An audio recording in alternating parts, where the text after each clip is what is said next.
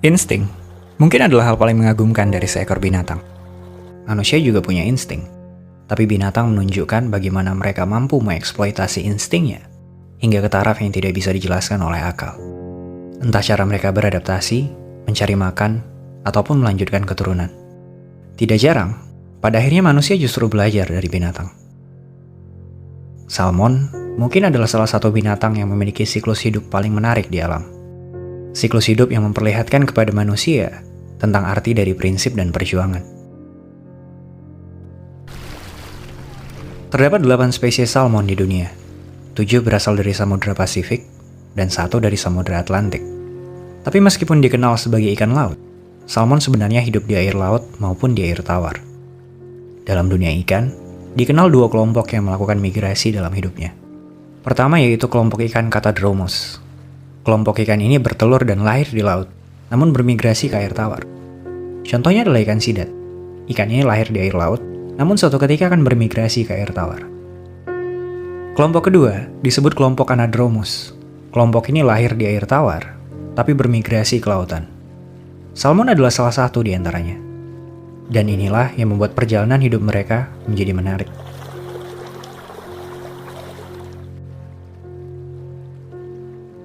Di alam liar, panjang salmon bisa mencapai 75 cm dengan berat 6 kg, tergantung pada spesiesnya.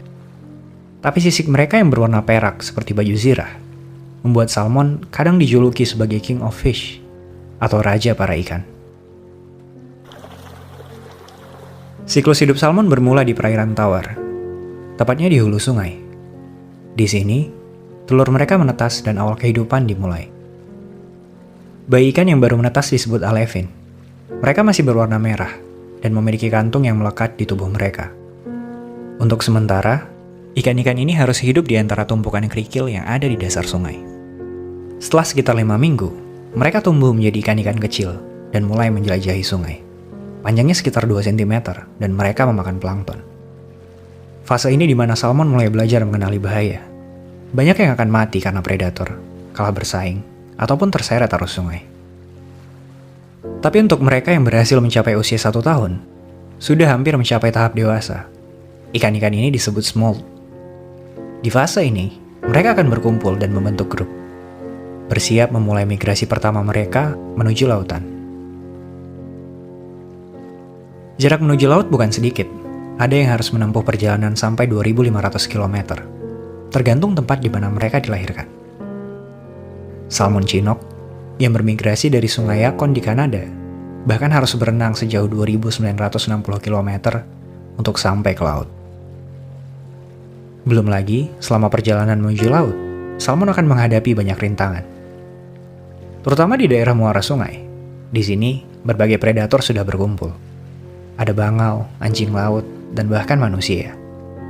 Tapi mereka yang selamat akan sampai di laut dan melanjutkan petualangannya. Salmon memiliki kemampuan untuk beradaptasi dengan air asin. Mereka melakukan proses yang disebut osmoregulasi. Salmon bisa mengontrol jumlah larutan dalam tubuhnya agar tetap seimbang. Saat berada di air laut, mereka akan meminum lebih banyak air dan membuang kelebihan garam lewat insang dan urinnya.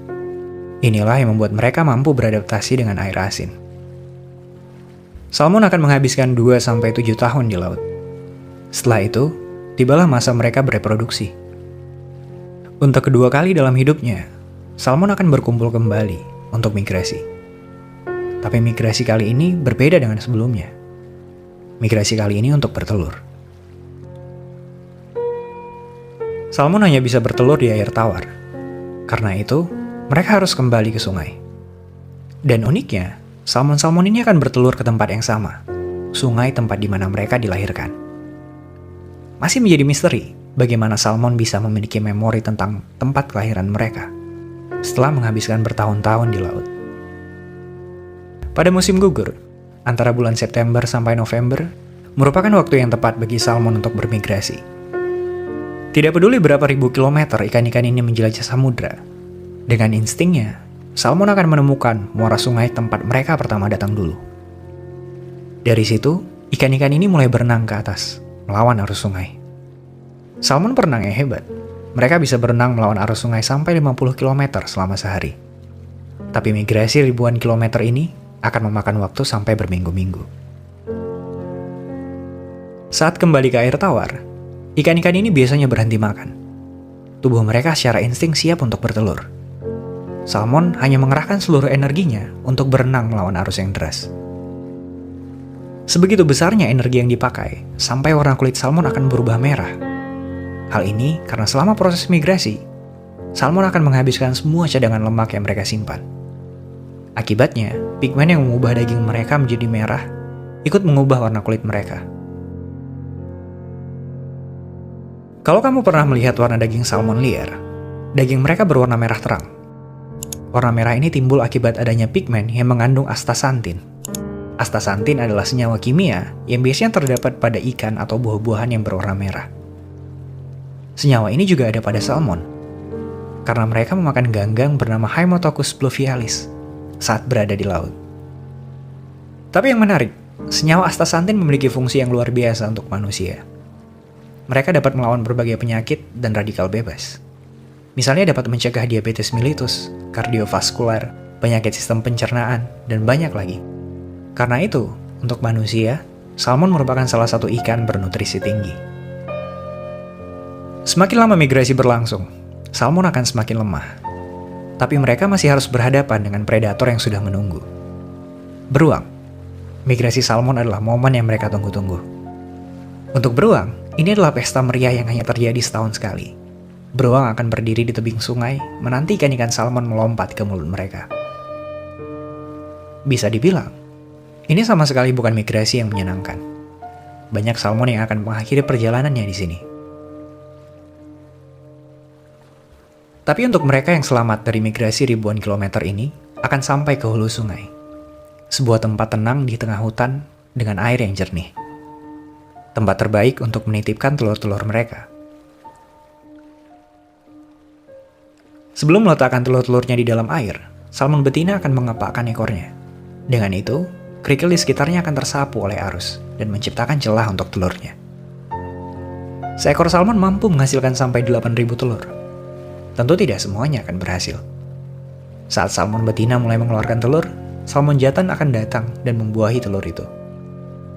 Biasanya ada 1 atau lebih salmon jantan yang mendekati salmon betina. Menurut penelitian, telur salmon harus diletakkan di bawah kerikil, di sekitar air bersuhu dingin dan berarus baik, agar mendapat suplai oksigen yang cukup. Biasanya, tingkat kematian tertinggi terjadi pada tahap ini. Faktor utama penyebab kematian benih salmon terjadi akibat perubahan alam dan rusaknya ekosistem sungai karena ulah manusia. Setelah semua telur dibuahi, salmon betina dan jantan akan mati. Ini karena energi mereka habis digunakan selama perjalanan. Walau ada pula yang bisa bertahan dan kembali ke laut, seperti dari jenis salmon Atlantik, namun sangat jarang jumlahnya. Sementara untuk salmon Pasifik, mereka semua akan mati di sana.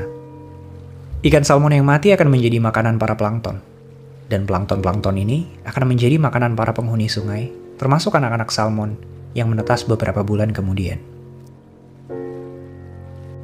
Di alam liar, salmon Pasifik termasuk mudah ditemukan. Tapi untuk spesies salmon Atlantik tersisa sangat sedikit, bahkan nyaris punah. Perusakan alam dan pembangunan bendungan sungai membuat salmon kesulitan menemukan tempat bertelurnya. Salmon Atlantik dilindungi oleh banyak negara. Yang beredar di masyarakat kebanyakan hanyalah salmon Atlantik hasil dari peternakan. Salmon adalah makhluk yang mengagumkan. Mereka sanggup melawan arus air, menahan luka-lukanya, dan mengambil resiko mati dimakan predator untuk mencapai satu tujuan, yaitu bertelur di hulu sungai. Ikan ini tidak pernah mengenal siapa orang tuanya. Ya mereka tahu, anak-anaknya harus tumbuh di tempat terbaik, apapun yang terjadi. Dan untuk mereka, tempat terbaik itu adalah tempat di mana mereka dilahirkan.